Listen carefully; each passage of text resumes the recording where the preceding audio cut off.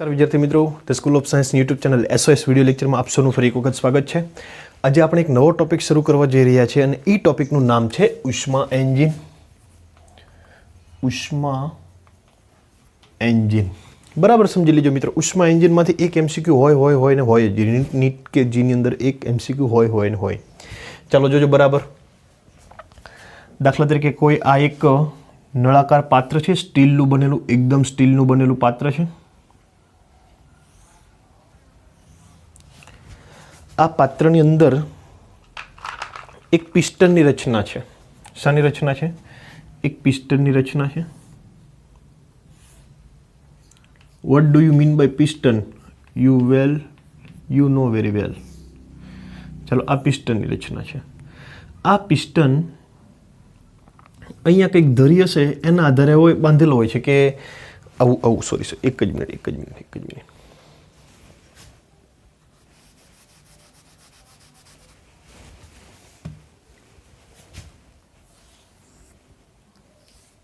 આમ બાંધેલો હોય છે અને અહીંયા કંઈક જરી જેવી રચના છે, જે પણ હોય તે કે ભાઈ આ પિસ્ટન ઉપર જાય તો આ ચકડો અહીંથી અહીંયા ફરે, પાછું નીચે આવે તો ચકડો આમ ફરે। ટૂંકમાં પિસ્ટન ઉપર નીચે થાય તો ચકડું ગોળ ગોળ ફરે, એવી રચના હોય છે। અને આ ચકડાની જે પણ ધરી છે એ ધરીને તમારા બાઇકના પૈડા સાથે જોડી દઈ તો તમારું બાઇકનું પૈડું ફરે।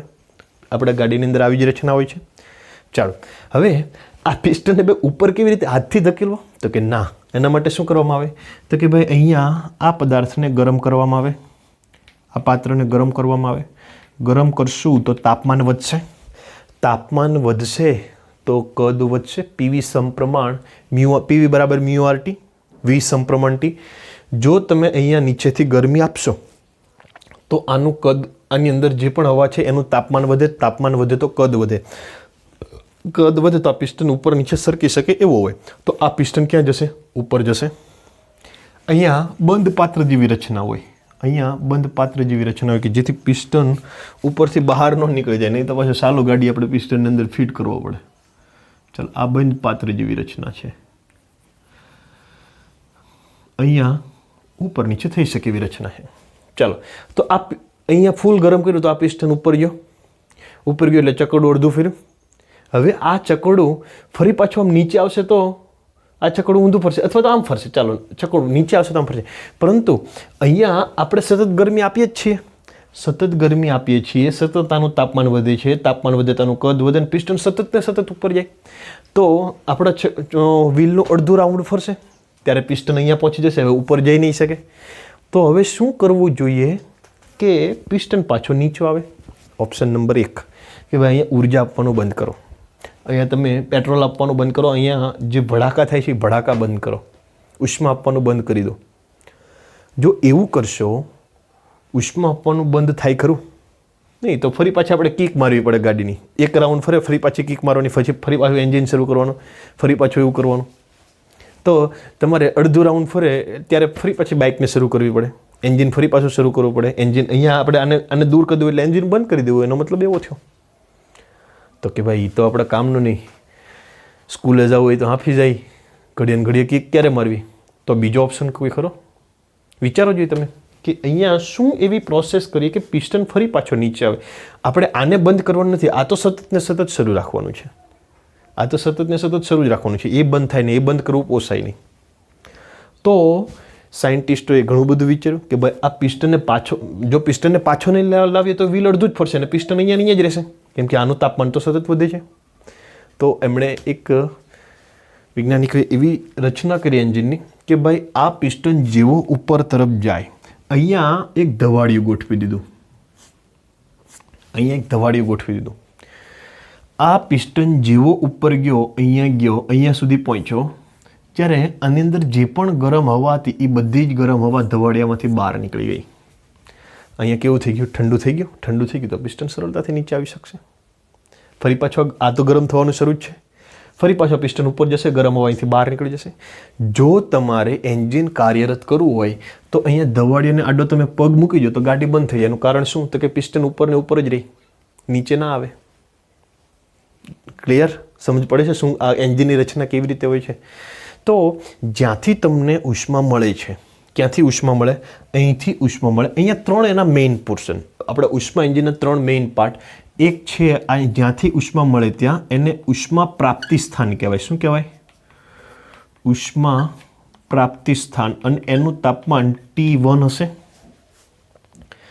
જ્યાંથી વધારાની ઉષ્મા બહાર નીકળી જાય છે, જેને એને પરિસર કહેવામાં આવે. પરિસર કહેવાય. અને સોર્સ પણ કહેવાય ભાઈ, SOURCE. તમને ઇંગ્લિશ શબ્દ પણ આપેલો. ઉષ્મા પ્રાપ્તિ સ્થાનને સોર્સ પણ કહેવાય અને એનું તાપમાન T હોય. જ્યાંથી ઉષ્મા બહાર નીકળી જાય એને પરિસર કહેવાય. અને ઠારણ વ્યવસ્થા કહેવાય. ત્યાં ગરમ હવાની ઠંડી પડી જાય છે, એવા બહાર નીકળી જાય, ઠારણ વ્યવસ્થા કહેવાય. અથવા તો એને ઇંગ્લિશમાં સિંક કહેવાય. શું કહેવાય? સિંક કહેવાય. યાદ રાખજો. અથવા તો રેઝર્વોયર પણ કહેવાય. ઘણી જગ્યાએ રેઝર્વોયર એવો શબ્દ પણ વાપરેલો હોય છે.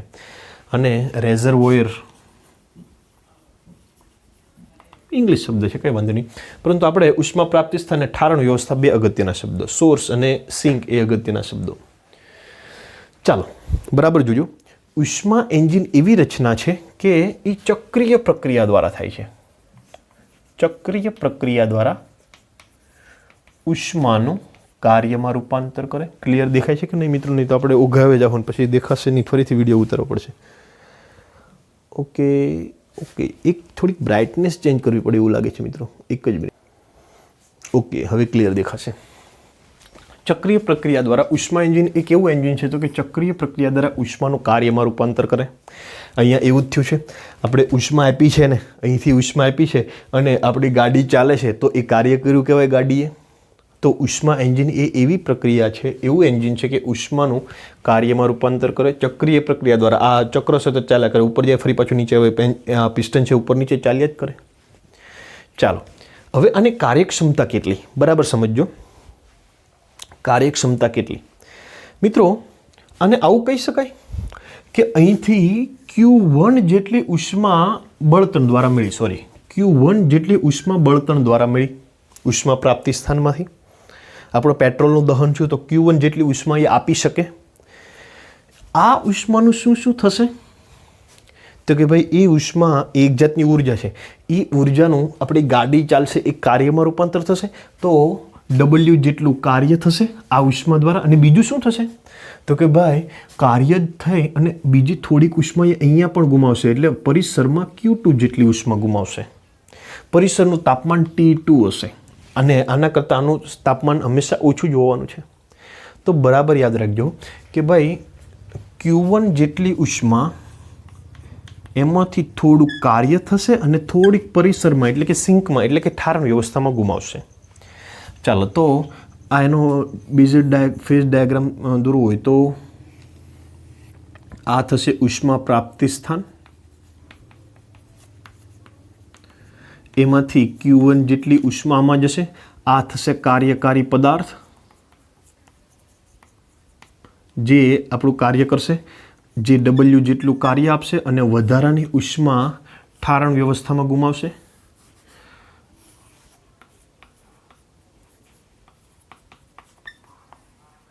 ઠારણ વ્યવસ્થામાં ગુમાવશે.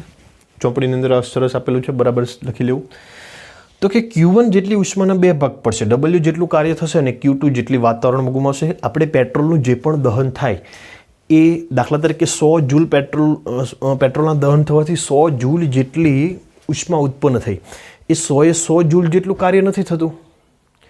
80 જૂલનું કાર્ય થશે ને 20 જૂલ ધવાડિયામાંથી બહાર નીકળી જશે. 100નું કાર્ય થતું હોય તો કેવું સારું, એવરેજ વધારે આપે. 50ની આપતી હોય તો 80-90 નહીં આપે. પણ એવું થાય છે, એવું શક્ય બને. જોઈએ આગળ. ચાલો તો Q1 બરાબર Q1 જેટલી ઉષ્મા. આ ક્યાંથી ઉષ્મા મળી આપણને? પ્રાપ્તિ સ્થાનમાંથી મળેલી ઉષ્મા છે. પ્રાપ્તિ સ્થાનમાંથી મળેલી ઉષ્મા છે. W જેટલું કાર્યકારી પદાર્થ દ્વારા કાર્ય થયું છે. આ કઈ ઉષ્મા છે? તો કે ઠારણ વ્યવસ્થામાં ગુમાવેલી ઉષ્મા છે. ઠારણ વ્યવસ્થામાં ગુમાવેલી ઉષ્મા છે. ક્લિયર થાય છે? ચાલો, કોઈપણની કાર્યક્ષમતા એટલે શોષેલી ઉષ્મા અને કરેલું કાર્યના છેદમાં શોષેલી ઉષ્મા. ચાલો, કાર્ય કેટલું કરે? તો કે ભાઈ W. શોષણ કરેલી ઉષ્મા કેટલી? Q1. W ના છેદમાં Q1 કરો તો તમને કાર્યક્ષમતા મળી જાય. કાર્યક્ષમતા 1 ક્યારે મળશે તમને? મેક્સિમમ ક્યારે મળશે? તો કે મેક્સિમમ કાર્યક્ષમતા 1 જ હોય. 1 કરતાં વધારે હોઈ શકે ખરી? તો કે ભાઈ તમે જેટલી ઉષ્મા આપો એના કરતાં વધારે કાર્ય, આની કિંમત 1 કરતાં વધારે ક્યારે થાય? કે જ્યારે અંશ વધારે થાય. અંશ ક્યારે વધારે થાય? તો કે તમે જેટલી ઉષ્મા આપો એના કરતાં વધારે કાર્ય. એવું શક્ય નથી. તમે જેટલી ઉષ્મા આપશો એનાથી ઓછું જ કાર્ય થશે, થોડુંક વ્યય થશે. તમે જેટલી ઉષ્મા આપશો એમાંથી થોડુંક જ કાર્ય થશે, થોડીક તો અહીંથી વ્યય થઈ જશે. ચલો, ડબલ્યુની કિંમત આના પરથી મૂકવી તો શું મૂકી શકાય? તો કે Q1 minus Q2, Q1 minus Q2 ના છેદમાં Q1. Q નાના છેદમાં પણ આવે, નાના છેદમાં પણ આવે, એટલે Q1 ના છેદમાં Q1 માઇનસ Q2 ના છેદમાં Q1. Q1 કેન્સલ, તો 1 માઇનસ Q2 બાય Q1. તો એક આ સૂત્ર પણ યાદ રાખો, આ સૂત્ર પણ યાદ રાખો, આ સૂત્ર પણ યાદ રાખો. ટૂંકમાં બધા જ યાદ રાખો, પરંતુ મેઇન તમારા આ બે સૂત્ર, આના પરથી તમે કોઈ પણ તારવી શકો. તો બરાબર સમજો, બરાબર સમજો. આદર્શ ઉષ્મા એન્જિન એટલે શું? તો કે એની કાર્યક્ષમતા 100%. 100% વાળું કાર્યક્ષમતાવાળું થઈ શકે એ ક્યારે? તો કે ભાઈ જ્યારે આ બંને સમાન હોય ત્યારે. આ બંને સમાન હોવો એનો મતલબ એમ કે W બરાબર Q1 હોવું તો Q2 0 હોવું. જો આ 0 હોય તો Q1 બરાબર W થાય. એનો મતલબ એમ કે ઠારણ વ્યવસ્થામાં કોઈ ઉષ્મા ગુમાવે નહીં. હવે તમે વિચાર કરો કે ઠારણ વ્યવસ્થામાં કોઈ ઉષ્મા ન ગુમાવે તો એન્જિન ચાલે ખરું? ના ચાલે. ઠારણ વ્યવસ્થામાં તમારે કંઈક ને કંઈક તો ગુમાવવી જ પડે. તો આ થયો ઉષ્માગતિશાસ્ત્રનો બીજો નિયમ, કે તમે ઠારણ વ્યવસ્થામાં કોઈ પણ જાતની ઉષ્મા ગુમાવ્યા વગર મેળવેલી બધી જ ઉષ્માનું કાર્ય ન કરી શકો. મેળવેલી ઉષ્મા Q1 એ બધાનું કાર્ય ન થાય. Q1 બરાબર તમને W ક્યારેય ન મળે. Q2 બરાબર ક્યારેય 0 ન થાય. Q2 બરાબર થોડુંક હોવું જ જોઈએ.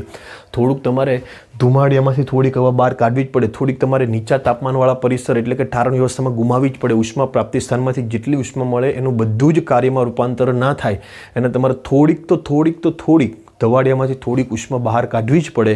અને ઉષ્માગતિશાસ્ત્રનો બીજો નિયમ કહેવાય. પણ આવું લખવું નહીં. તમારે વિધાન આવું લખવાનું કે ઉષ્મા પ્રાપ્તિ સ્થાનમાંથી મેળવેલી બધી જ ઉષ્માનું કાર્યમાં રૂપાંતર ન થાય, થોડી ઉષ્મા ઠારણ વ્યવસ્થામાં ગુમાવવી જ પડે. અથવા તો બીજો નિયમ, Q2 is never equal to 0. Q2 ક્યારેય 0 હોય નહીં. આનું પ્રાપ્તિ સ્થાનનું તાપમાન T1, આનું તાપમાન T2 યાદ રાખજો મિત્રો. મિત્રો, બે પ્રકારના ઉષ્મા એન્જિન આવે છે. એક છે આંતરિક દહન અને એક છે બાહ્ય દહન. જે વરાળ દ્વારા જે ચાલતું યંત્ર છે, વરાળ દ્વારા, કે તમે અહીંયા આ છે એ બાહ્ય દહનવાળું છે, કે બહાર કોલસાનું દહન થાય અથવા તો બહાર કોઈ પણનું દહન થાય અને અંદર રહેલી હવા વરાળ, એ વરાળનું કદ વધશે તો એ દહન ક્યાં થયું? બાહ્ય થયું. અને બીજું આંતરિક દહન આવે કે ભાઈ અહીંયા જ સીધો વિસ્ફોટ થાય. અહીંયા જ તમે પેટ્રોલની ધાર કરો અને પેટ્રોલ પર લાઇટર રાખો તો લાઇટર કરો એટલે પેટ્રોલનો વિસ્ફોટ થાય. વિસ્ફોટ થાય એટલે આ પિસ્ટન ઉપર જાય, ગરમ હવા બહાર નીકળે, તો એને આંતરિક દહન કહેવાય. ટૂંકમાં બે પ્રકારના દહન થઈ શકે, આંતરિક દહન અને બાહ્ય દહન. ઉષ્મા પ્રાપ્તિ સ્થાન તરીકે શું હોઈ શકે? તો કે ભાઈ વરાળ, આપણે કોલસો હોઈ શકે, પેટ્રોલ હોઈ શકે, ડીઝલ હોઈ શકે, બધી જ વસ્તુ જે તમને ઉષ્મા આપી શકે એ બધી જ વસ્તુ ઉષ્મા પ્રાપ્તિ સ્થાન હોઈ શકે. ઠારણ વ્યવસ્થા મોટે ભાગે શું હોય છે? પરિસર હોય છે. કાર્યક્ષમતાનું સૂત્ર ખાસ યાદ રાખો. n ના વંચાય અને ઈટા વંચાય. શું વંચાય? કાર્યક્ષમતા આપણે ક્યાંય લખ્યું નથી. કાર્યક્ષમતાને ઈટા વડે દર્શાવવામાં આવે. ઈટા બરાબર કાર્યક્ષમતા, કાર્યના છેદમાં શોષણ કરેલી ઉષ્મા, W ના છેદમાં Q1, Q1 minus Q2 by Q1, 1 minus Q2 by Q1, 1 minus Q2 by Q1. ચાલો, આટલું ક્લિયર. ઈટા બરાબર 1 ક્યારે થાય? જ્યારે Q2 બરાબર 0 હોય. તો જે શક્ય નથી. Q2 ક્યારે 0 હોય જ નહીં. થોડીક ઉર્જા વાતાવરણમાં ગુમાવવી પડે ને ગુમાવવી જ પડે. તો આ થયું મિત્રો ઉષ્મા એન્જિન. આજનો વિડીયો લેક્ચર અહીંયા સુધી રાખી. તમને ગમ્યો હોય તો લાઇક કરો, સબસ્ક્રાઈબ કરો, શેર કરો અને હા, એ બધું કરજો પણ પહેલાં ભણજો. ઓકે, તો અહીંયા સુધી રાખી મિત્રો. ધન્યવાદ.